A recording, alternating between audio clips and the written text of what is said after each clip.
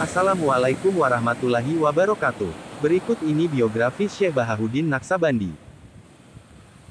Syekh Bahaudin Al-Bukhari An-Naqsyabandi mempunyai nama lengkap Muhammad Bahaudin Al-Uwaisi Al-Bukhari An-Naqsyabandi atau singkatnya Bahaudin An-Naqsyabandi, tahun 1318 sampai tahun 1389, adalah pendiri Tarikat Naqsyabandi, yang merupakan salah satu tarikat yang cukup besar dan berpengaruh dalam gerakan tasawuf.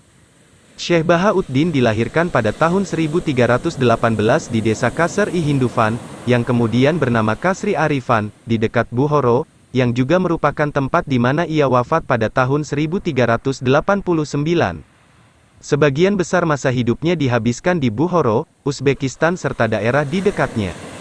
Dikenal dengan nama Syah Naqsyaband, dan nama aslinya adalah Muhammad Bahaudin An-Naqsyabandi Al-Uwaisi Al-Bukhari.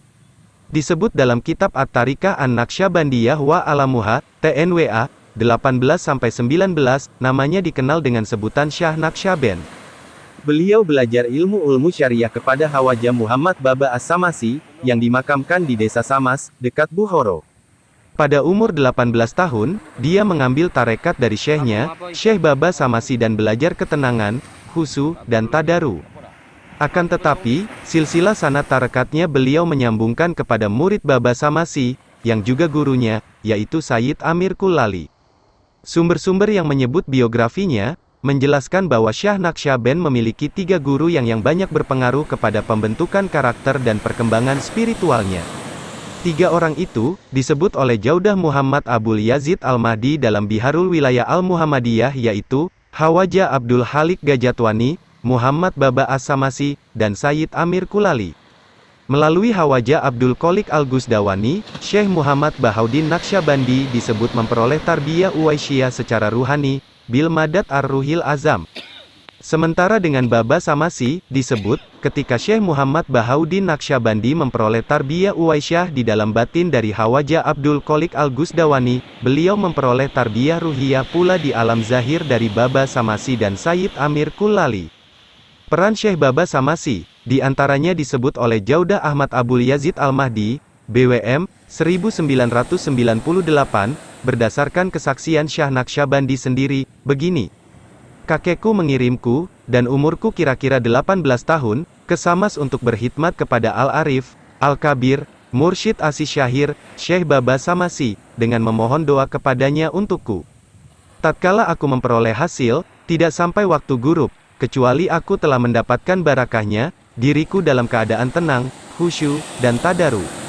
Kemudian aku berdiri pada waktu sahur, lalu berwudu dan ke masjid yang di dalamnya ada para sahabat, maka aku takbiratul ihram menunaikan sholat. Tatkala aku sujud, aku berdoa kepada Allah dan aku merendahkan diri dengan banyak, maka lewatlah melalui lisanku, pujian atas doaku, ya Tuhanku, kuatkan aku dalam membawa ahwal, untuk menanggung bala, dan minhahnya mahabah. Kemudian aku sholat fajar bersama Syekh Baba Samasi, Qodasalah Sirohu. Tatkala aku sudah selesai sholat, kemudian Syekh Baba menemuiku dan mengingatkanku, setiap apa yang terjadi, padaku, dari jalan kasyaf, kemudian berkata kepadaku, hai anakku, sebaiknya engkau berdoa begini, ya Tuhanku, berilah hambamu yang lemah ini ridomu, sesungguhnya Allah Ta'ala itu tidak ridho hambanya di dalam menanggung bala. Apabila kekasihnya diuji berdasarkan tuntunan hikmah, dia diberi kekuatan untuk membawa bala, dan memunculkan hikmah. Maka tidak patut seorang hamba untuk memilih memperoleh bala, karena sesungguhnya hal itu menghilangkan makam adab. Setelah wafatnya Syekh Baba Samasi, Muhammad Bahaudin Naqsyabandi diambil kakeknya untuk diajak pergi ke Samarkand, berziarah dan bertemu dengan para syalihin, para kutub untuk memperoleh barokah mereka. Setelah itu, beliau datang ke Bukhara dan dinikahkan, menekuni ibadah menjalankan syariat dan menekuni hakikat. Syah Naqsyaband kemudian juga bersahabat dan belajar kepada Sayyid Amir Kullali yang memiliki kemuliaan dalam mentarbiyah murid, yang juga murid dan menggantikan kedudukan Baba Samasi. Pada saat bersama Sayyid Amir Kullali ini, Syah Naqsyaband juga mengalami jazbah dan mendengar hatif. Dari jazbah ini kemudian dibangun dasar-dasar tarekat Naqsyabandi. Para murid Sayyid Amir Kullal Al-Bukhari berzikir dengan zikir ya, bila bersama-sama, dan bila sendiri dengan zikir hafi. Syah Naqsyabandi kemudian memilih zikir hafi, dan zikir hafi disebutnya sebagai aula wa aqwa. Setelah itu, Zikir Naqsyabandi, dari Syah Naqsyabandi menggunakan metode zikir hafi, tentang jawaban Syahid Amir Kullali ketika ditanya salah satu muridnya, soal zikir hafi dari Syah Naqsyaband telah dikutip di bagian Syahid Amir Kullali, dan tidak diulang lagi di sini. Setelah datang kepada Syahid Amir Kullali, Syah Naqsyabandi berziarah kepada orang-orang solih dan belajar dari ahwal mereka.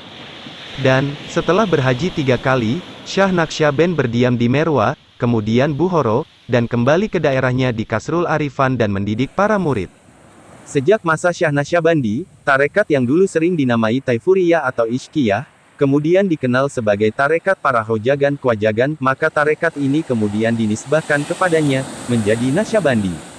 Syah Naqsyaband meninggalkan beberapa risalah dan kitab yang diberi judul, Al-Aurat Al-Bahaiyah, dan diberi syarah oleh para muridnya diberi judul Manbaul Asrar, Tanbihul Ghafilin, Sulukul Anwar, dan Hidayatus Salikin wa Tuhfatut Talibin.